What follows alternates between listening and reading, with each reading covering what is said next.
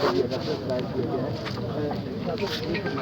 کیا جس طرح مار صاحب نے اشارہ کیا کہ وفاداری تبدیل کرنے کی بات ہو رہی تھی، تو کیا انصاف کی لانتی سے دھلائی کے حوالے سے کسی نے آپ سے بھی رابطہ کیا اور کیس آپ بھی یہی سمجھتے ہیں کہ سیاسی انتقام کا نشانہ بنایا گیا؟ بسم اللہ الرحمن الرحیم۔ شکریہ جی، میں میڈیا کے تمام احباب سے شکر گزار ہوں کہ آپ نے آج اس موقع پر اور اس سے بیشتر جب بھی یہاں پر جو ہے یہ سلسلہ چلا ہے، ہماری ٹیچیں وغیرہ ہوتی رہی ہیں، تو آپ نے بھرپور طریقے سے پوری یہاں پر پریزنٹیشن دی ہے۔ آج الحمدللہ ہمیں اللہ تبارک و تعالیٰ نے سرخرو کیا ہے۔ حقیقت یہی ہے کہ یہ جو کیس تھا بالکل خود ساختہ اور اس کا حقیقت سے پہلے دن سے کوئی تعلق نہیں تھا، کیونکہ 1975 سے لے کے 2006 تک جو مثلیں تھیں میرے دادا کے نام کی ہمارے انتقال ہوئے ہیں،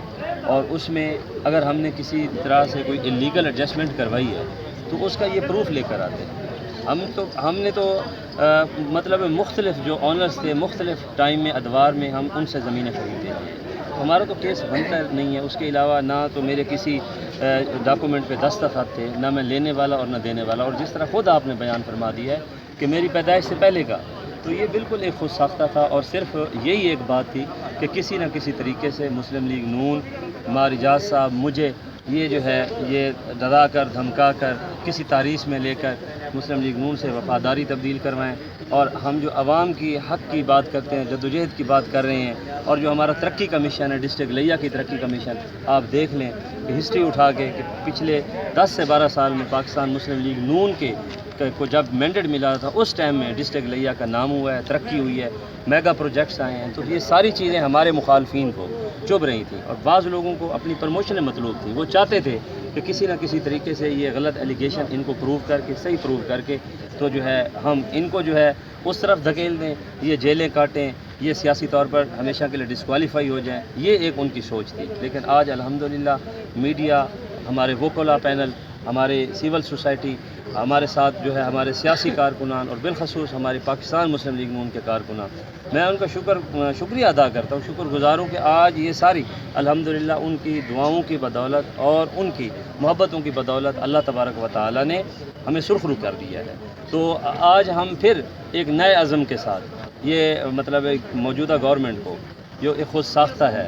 اور میں سمجھتا ہوں کہ اس کا کوئی سٹرکچر نہیں ہے، یہ شیشے کے گھر میں ابھی بیٹھے ہوئے ہیں، ان کو کسی چیز کا سے کوئی سروکار نہیں ہے۔ ان کو ہم یہ پیغام دینا چاہتے ہیں کہ جس طرح انہوں نے کوشش کی اور اللہ تعالیٰ نے ہم میں سرخرو کیا ہے، تو یہ جتنی کوششیں کرتے جائیں انشاءاللہ ان کا عوام کے خلاف، پاکستان کے خلاف، مہنگائی کا مسئلہ اور کرپشن کا جس طرح یہ کر رہے ہیں،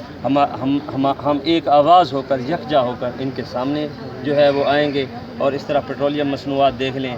آٹا، چینی، ہر طرف سے مہنگائی کا سیلاب جو ہے انہوں نے وہ کر دیا ہے، تو اس کا مطلب یہی ہے کہ آواز دبائی جائے، سیاسی کارکنوں کو روکا جائے، وہ حق کی بات نہ کر سکیں۔ تو جب ایسی بات ہے تو یہ چیزیں پھر سامنے آتی ہیں اور بڑی دلیل کے ساتھ آتی ہیں اور بڑے واضح پیغام کے ساتھ آتی ہیں۔ تو بیشک یہ کیس تھا، 1 سال ہم نے عدالتوں میں پیشیاں اٹینڈ کی ہیں، لیکن یقین کریں کسی لمحے پر ہم نے اپنے آپ کو کمزور نہیں پایا، اس وجہ سے کہ ایک تو ہم حق و صداقت پر تھے، دوسرا یہ کہ ان سب چیزوں سے ہمیں تقویت مل رہی تھی، اور ہمارا رب ہمارا حوصلہ بڑھا رہا تھا کہ انشاءاللہ ہم نیک اور پاک مقصد کے لیے جو ہے نیک مشن کے لیے ہم نکلے ہوئے ہیں، تو اللہ تعالیٰ نے ہمیں سرخرو کیا ہے۔ تو میں آج ایک مرتبہ پھر تمام میڈیا اور وکلا، سول سوسائٹی اور اپنے کارکنان کو مبارکباد پیش کرتا ہوں کہ یہ حق و صداقت کی فتح اور ان کی فتح ہے۔ شکریہ۔ ہاں جی، جس طرح آپ نے سنا دونوں لیگی رہنماؤں نے اس کیس کو جو ہے وہ سیاسی انتقامی کارروائی قرار دیا۔ میں آپ کو یہ بتاؤں کہ اس طور پر اس کیس میں 18